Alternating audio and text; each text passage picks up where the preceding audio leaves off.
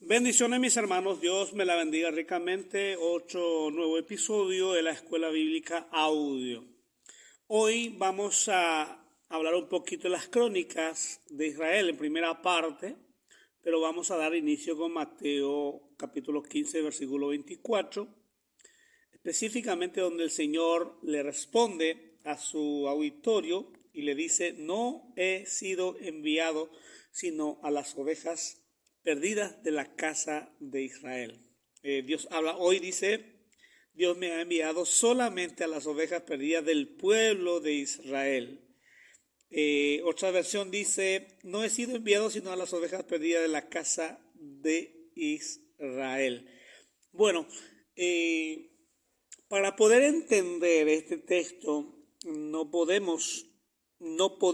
rotundamente no podemos tomar este texto así en seco y tratar de interpretarlo.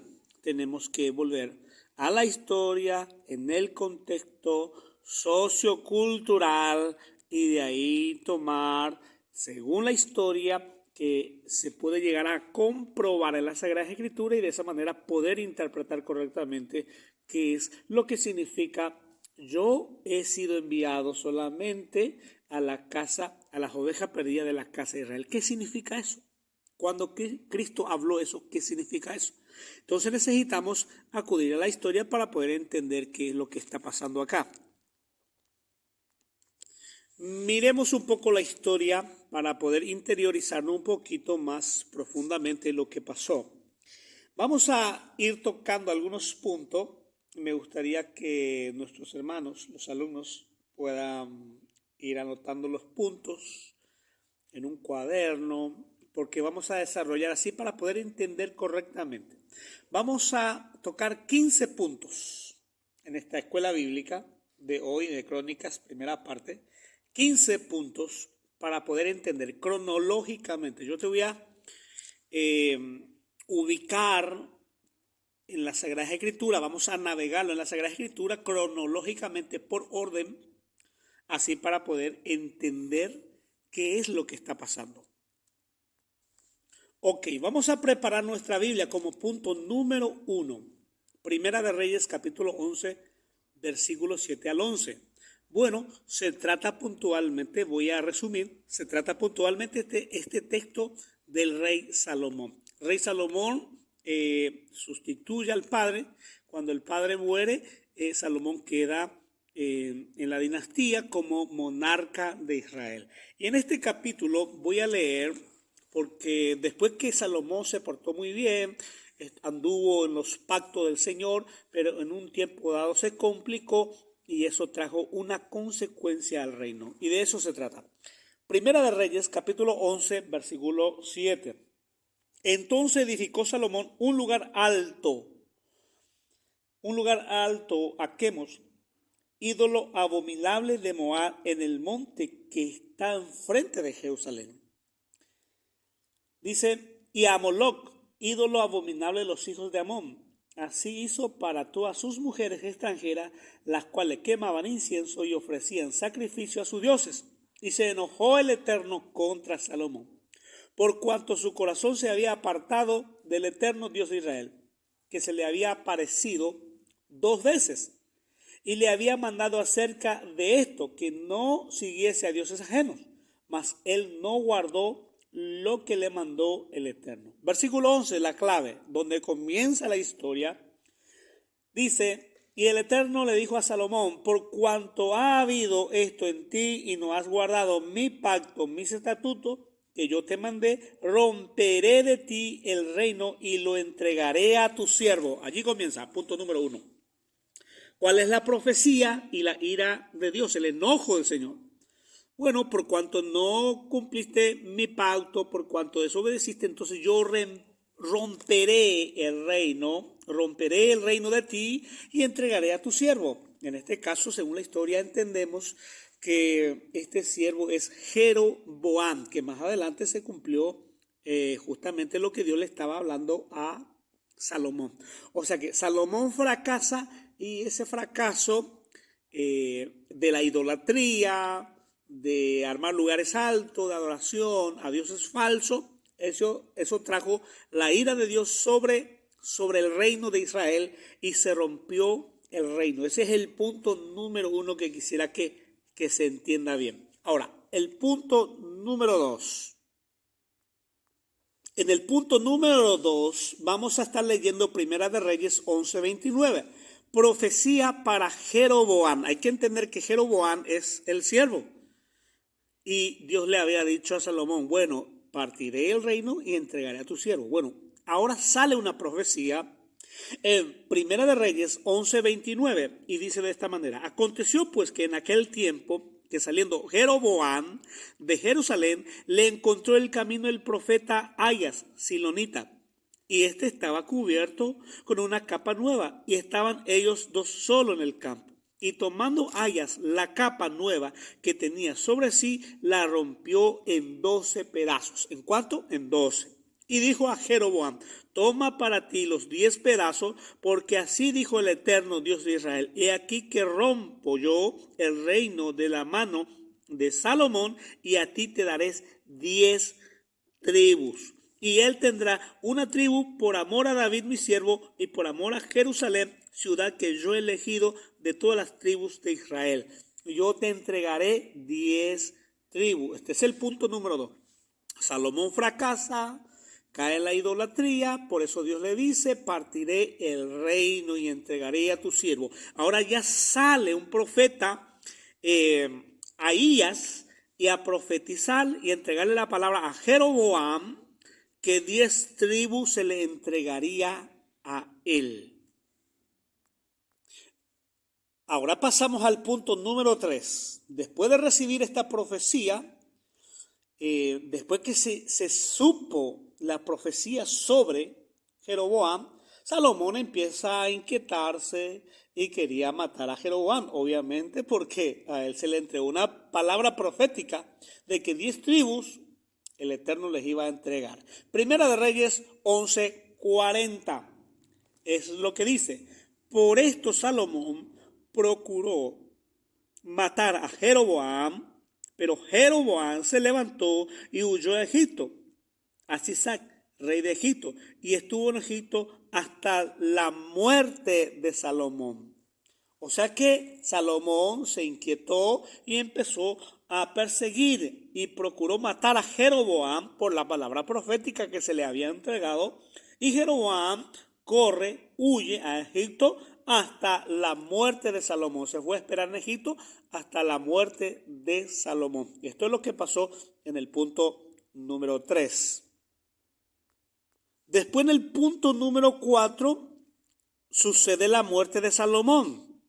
Bueno, muere Salomón y tiene que subir un nuevo rey.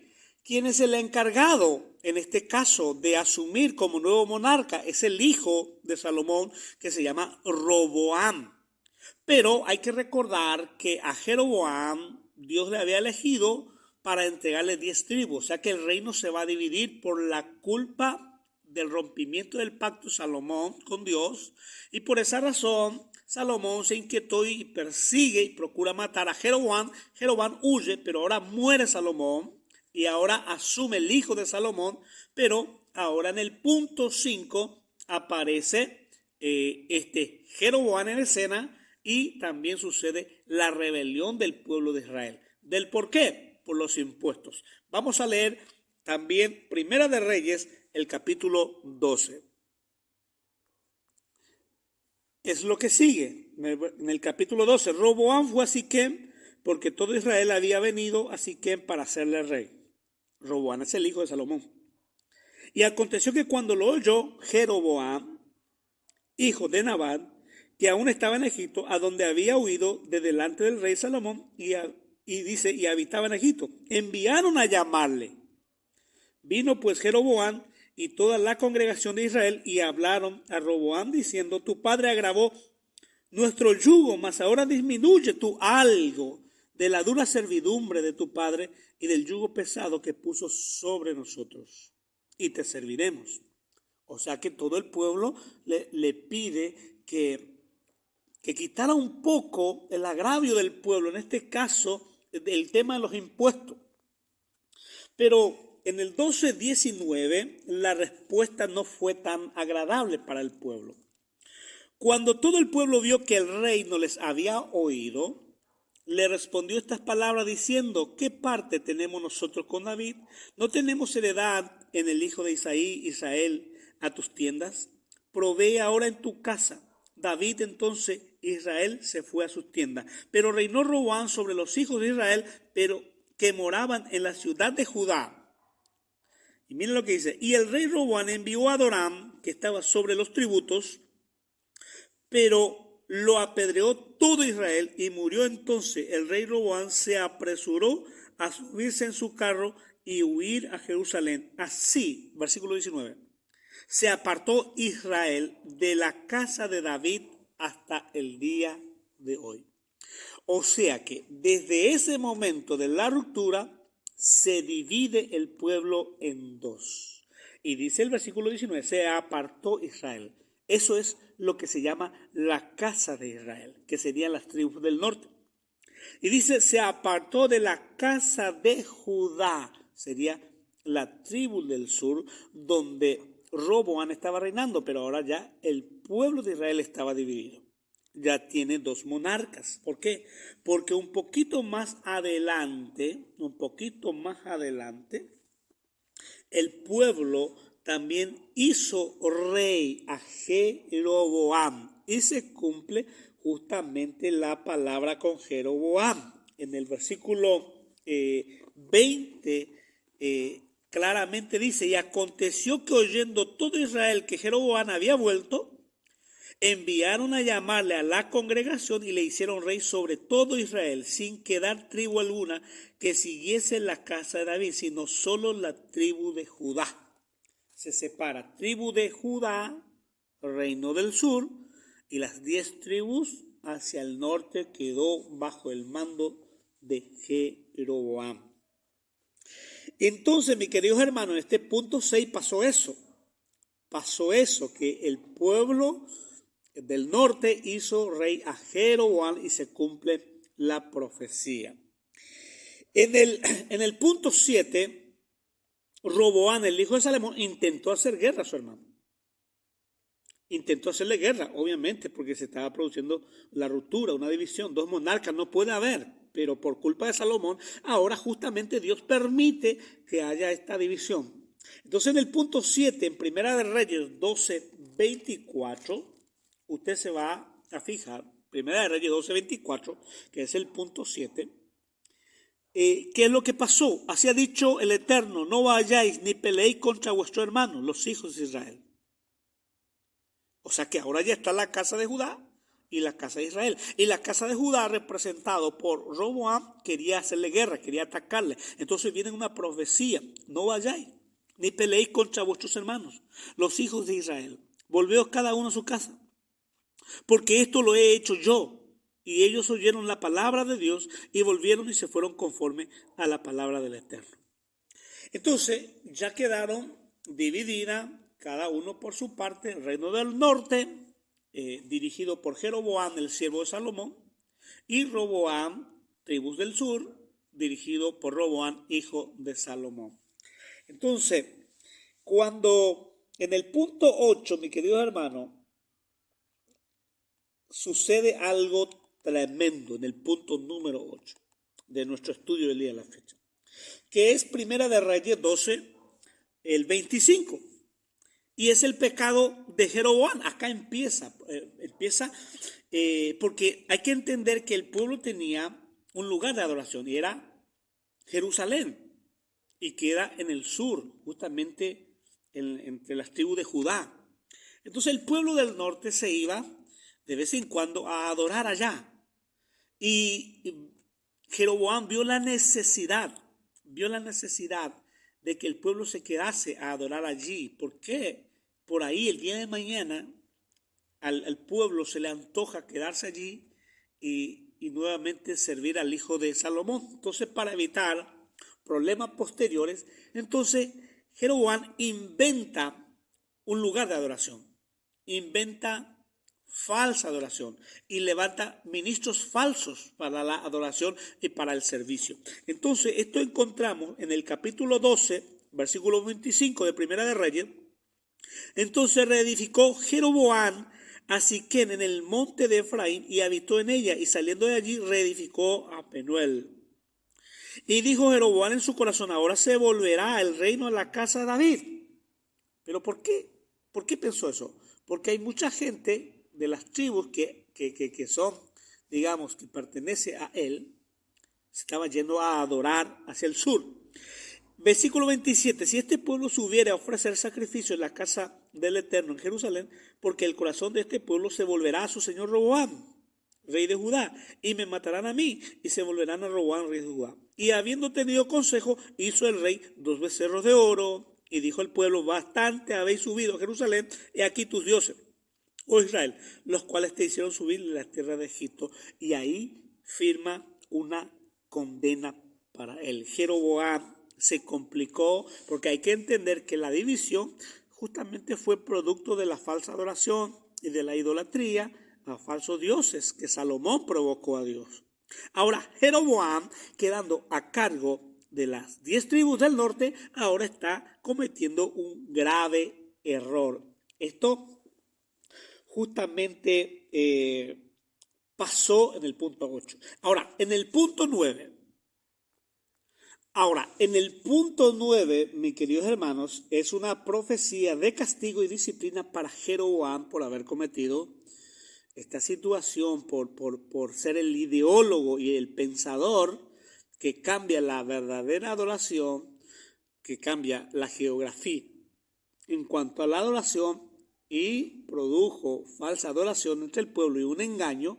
Por esa razón hay una profecía de castigo y disciplina que encontramos en Primera de Reyes 14:15. Y dice de esta manera: y el Eterno sacudirá a Israel. Hay que entender que no todo Israel, porque ahora Israel ya tiene 2 divisiones. En este caso, la casa de Judá y la casa de Israel. Cuando dice sacudirá a Israel, en este caso, en esta verdad presente, se refiere a las tribus del norte. Dice: el Eterno sacudirá a Israel al modo que la caña se agita en las aguas, y él arrancará a Israel de esta buena tierra. Arrancará a Israel de esta buena tierra. Y había dado a sus padres, y los esparcirá más allá del Eufrates, por cuanto han hecho sus imágenes de acera, enojando al Eterno. Y él entregará a Israel por los pecados de Jeroboam, el cual pecó y ha hecho pecar a Israel. Ya hay una palabra de disciplina, ya hay una palabra de castigo profético. Se está hablando por la culpa de Jeroboam.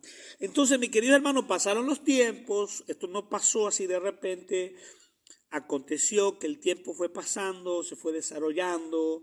El tiempo fue cambiando de a poquito hasta que llega el tiempo del cumplimiento de esta palabra profética. Después del punto 9, en el punto 9 se trajo la profecía de castigo y la disciplina para Jeroboam.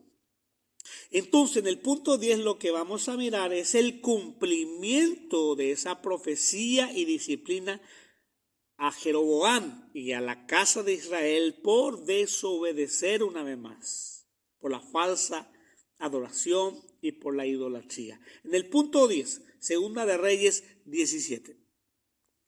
Es lo que dice en Segunda de Reyes 17, se cumple la profecía del punto 9 y ahora en el punto 10, las tribus del norte van a recibir una disciplina y se va a cumplir la profecía que se le habló por causa de Jeroboam.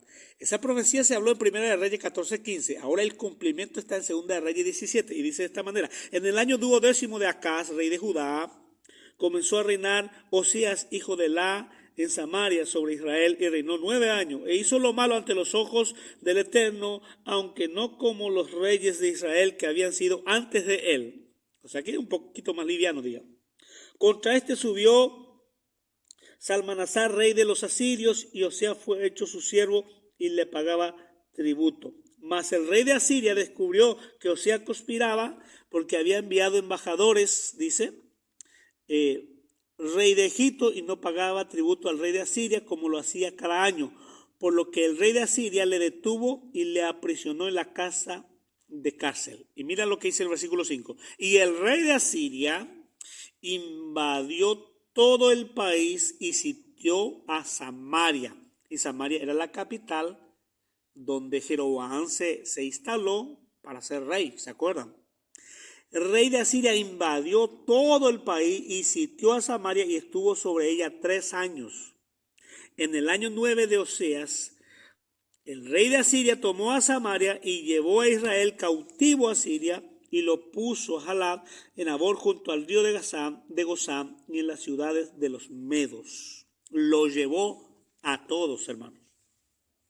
Lo llevó a todos. Asiria viene y se cumple la profecía por causa de la idolatría y todas las tribus del norte, las 10 tribus que se les entregó a Jeroboam y por causa de la división y de la idolatría, por causa de la falsa adoración, ahora están yendo cautivos en Asiria y se fueron y, mi querido hermano, y nunca volvieron. La casa de Israel nunca más volvió a su tierra. La casa de Israel, las 10 tribus nunca más volvieron a su tierra. Entonces, mis queridos hermanos, cuando la Biblia acá, por ejemplo, en Segunda de Reyes, capítulo 17, en el versículo 6, se menciona también al profeta Oseas. Entonces, acá comienza Oseas a profetizar. Y tenemos que ir al libro de Oseas para poder entender el contexto de qué se trata todo esto. Entonces, en el punto número 10, se cumple la profecía, cumplimiento de la profecía, la tribu del norte fue llevado en Asiria en cautiverio. Ok, se cumple ya la palabra profética. Pero en Oseas 13 también se menciona, porque Oseas también en ese entonces está profetizando, y en Oseas capítulo 13, versículo 16, encontramos también una profecía de Oseas, porque estamos hablando en el mismo contexto histórico, cuando Oseas estaba profetizando. Y dice el profeta Oseas en el 13, 16, Samaria será asolada, porque se rebeló contra su Dios. Caerán a espada, sus niños serán estrellados y sus mujeres encintas serán abiertas. Oseas también está profetizando el cautiverio. ¿Se entiende? Y por eso, hermano, es tan importante estudiar la palabra profética, porque hay muchas palabras proféticas que se cumplieron y hay muchas palabras proféticas que están por cumplirse. Entonces, ya el pueblo, las tribus del norte, la casa de Israel fue llevado a Siria y nunca volvieron. Ahora, ¿qué pasa en el punto 12? En el punto 12, Oseas también profetiza en el capítulo 1, versículo 4. Quiero que miren un poco el contexto. Dice Oseas 1:4, y le dijo el Eterno, ponle por nombre Jezreel, porque aquí poco yo castigaré la casa de Jehú por causa de la sangre de Jezreel, y haré cesar el reino de la casa de Israel. Esto ya pasó, ahora, porque acá él estaba profetizando, pero posteriormente pasó. Yo haré cesar el reino de la casa de Israel. Acá se cumple, Asiria viene y los lleva a todos. En aquel día quebraré yo el arco de Israel en el valle de Jezreel. Concibió otra vez y dio a luz una hija y le dijo Dios, ponle por nombre Lo Ruhama, porque no me compadeceré más de la casa de Israel, sino que los quitaré del todo. Los raeré, dice otra versión. Pero las 10 tribus fue llevado en Asiria en cautiverio y nunca más volvieron. Eso se sabe históricamente. Pero en el versículo 7 dice, más de la casa de Judá, que es la tribu del sur, que está todavía ahí, dice, tendré misericordia y los salvaré por el Eterno su Dios. Y no los salvaré con arco, ni con espada, ni con batalla, ni con caballitos, ni caballos de jinetes. Y acá ya hay una profecía para Judá, que a pesar de que va a pasar por una disciplina, por ciertas cuestiones, por ciertos desiertos, pero tendré de Judá misericordia. A la luz de la Biblia, entendemos también que en este caso ya en en el punto siguiente, Judá también fracasa. ¿Y sabe qué pasó? Babilonia viene a llevar a las tribus del sur, a donde estaba Roboam, a las tribus del sur. Entonces, a las tribus del norte, que son 10 tribus, lo vino a llevar a Siria. Y a las tribus del sur lo vino a llevar Babilonia. Nabucodonosor lo vino a llevar en cautiverio también. Encontramos también una palabra profética sobre Judá, porque Judá también fracasó como la hermana, como las tribus del norte fracasaron y fueron llevados cautivas en Asiria, también las tribus del sur, y Dios lanza una palabra profética también para Judá, en Segunda de Reyes 23 y 27. Dijo el Eterno, también quitaré de mi presencia a Judá como quité a Israel. Se dan cuenta que hay dos casas, la casa de Israel y la casa de Judá.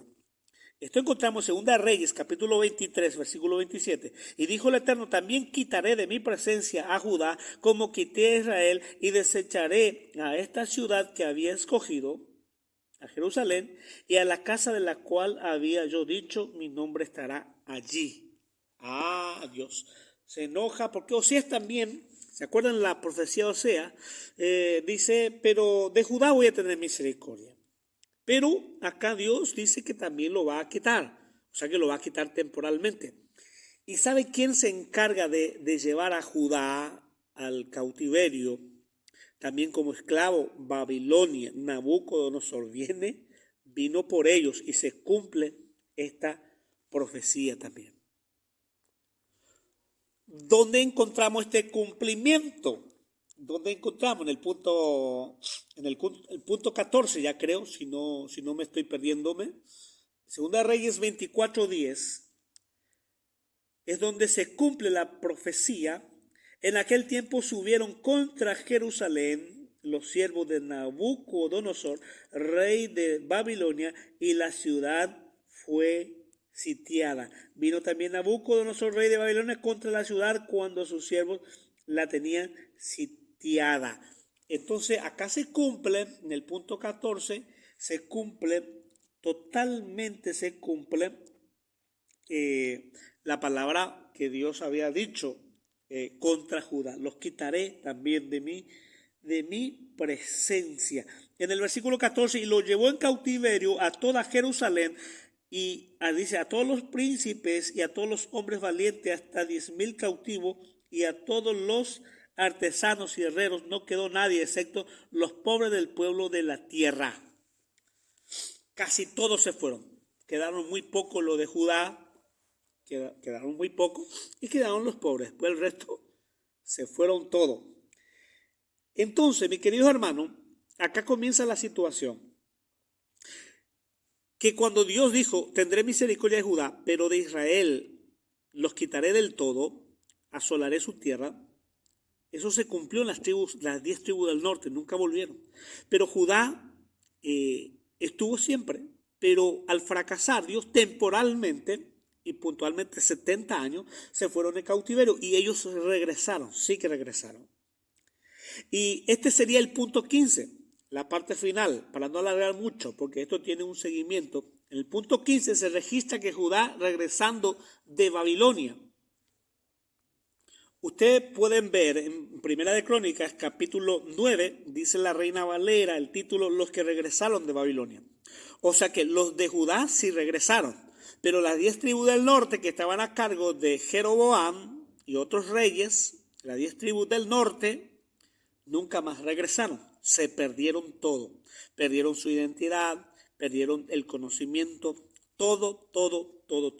Entonces, acá en el capítulo 9 de Primera de Crónicas dice, contado todo Israel por su genealogía, fueron escritos en el libro de los reyes de Israel, y los de Judá fueron transportados a Babilonia por su rebelión. O sea que también se registra esta cuestión también se registra en Nehemías. Ahí es un poquito más claro, porque hay que entender que Nehemías y Esdras fueron los encargados y los restauradores que volvieron a restaurar, Judá, Jerusalén, el templo. ¿Se acuerdan que no ya dejó de haber adoración, sacrificio? ¿Por qué? Porque se destruyó prácticamente todo. Ellos vinieron a comenzar a levantar los muros. Y Nehemías capítulo 1, versículo 1 podemos mirar bien qué fue lo que pasó. Mira lo que dice Nehemías capítulo 1. Palabras de Nehemías, hijo de Acalías: aconteció en el mes de Quisleu, en el año 20, estando yo en Susa, capital del reino, que vino Hanani, uno de mis hermanos, con algunos varones de Judá. ¿Se acuerdan que esta profecía era para Judá? Y les pregunté por los judíos. Judío viene de Judá. Le pregunté por los judíos que habían escapado, que habían quedado de la cautividad, y por Jerusalén. Y me dijeron: el remanente, los que quedaron de la cautividad allí en la provincia, están en gran mal y afrenta. Y el muro de Jerusalén derribado, sus puertas quemadas a fuego. Cuando oí esta palabra, me senté y lloré e hice duelo por algunos días, y ayuné y oré delante del Dios de los cielos. Y dije: te ruego, oh eterno Dios de los cielos, fuerte, grande y temible, que guarda el pacto y la misericordia a los que le aman y guardan sus mandamientos, esté ahora atento tu oído y abierto tus ojos para oír la oración de tu siervo, que hago ahora delante de ti día y noche por los hijos de Israel, tu siervo. Confieso los pecados de los hijos de Israel que hemos cometido contra ti. Y dice: yo y la casa de mi padre hemos pecado. Bueno, y un grupo, y un remanente que quedó, y un grupo que ahora vinieron a restaurar la capital de Israel, Jerusalén, en este caso, los muros, el templo. De allí comienza una vez más Judá, en este caso los judíos, empieza a restaurar de a poquito, a ponerse firme, y así sucesivamente. Entonces, cuando el Mesías vino, Jesús vino, y estuvo por Israel, por Jerusalén, caminando, enseñando en su ministerio público, y él sabía de esto. Y por eso le da una comparación, una parábola del hijo pródigo, conocido en el mundo latino. La parábola del hijo pródigo les dice y les enseña un principio a todos ellos. ¿Y cuál es el principio? De que había dos pueblos, dos hijos.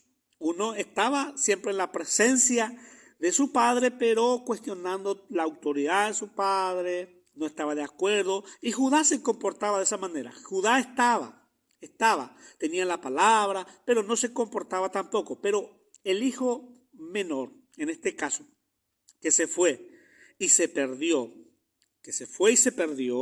y malgastó todo, representa a las 10 tribus que van a volver.